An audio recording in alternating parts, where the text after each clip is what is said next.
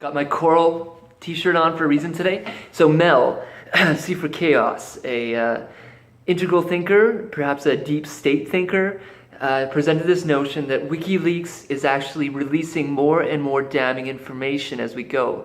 So it started off as not very intense information, but it's progressively got more and more damning, which might eventually lead to, according to him, and according to some degree to Wikileaks, because they think that Clinton presidency is assured, to a place in which, there's such damning information that it could bring down the Clinton campaign in general.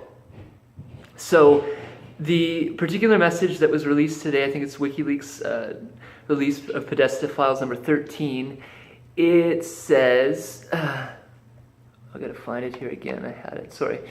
On January 7th, 2015, Lord Rothschild wrote to the top Clinton aide, Cheryl Mills, under the subject heading, Forward Elizabeth Warren, quote, "I think this blog overstates what Warren was doing, but we need to craft the economic message for Hillary so that Warren's common and inaccurate conclusions are addressed. XOXO Lynn." So that's Lynn Rothschild. Notice again, I kind of tried to emphasize it. We need to craft the economic message for Hillary. That's a pretty big statement in my opinion, because it suggests, at least to me, that there's a hand, essentially guiding Hillary's economic policies. That's the way I read that. I don't know if you read it that way yourself, but that's the way I read it. So in an earlier message, so a Podesta file, there was something that the Rothschild, Lynn, I think, stated before, and it says, Rothschild thanks Clinton for personally reaching out to us and notes, "You are the best and we remain your biggest fans. Sweet dreams and Godspeed with everything you are doing." And there's actually, Clinton says something very strange to her, and it's like a semi-religious statement of thanks. I can't remember the exact wording that she used. I remain loyal to your adoring pal, Clinton responds, and let's make this happen.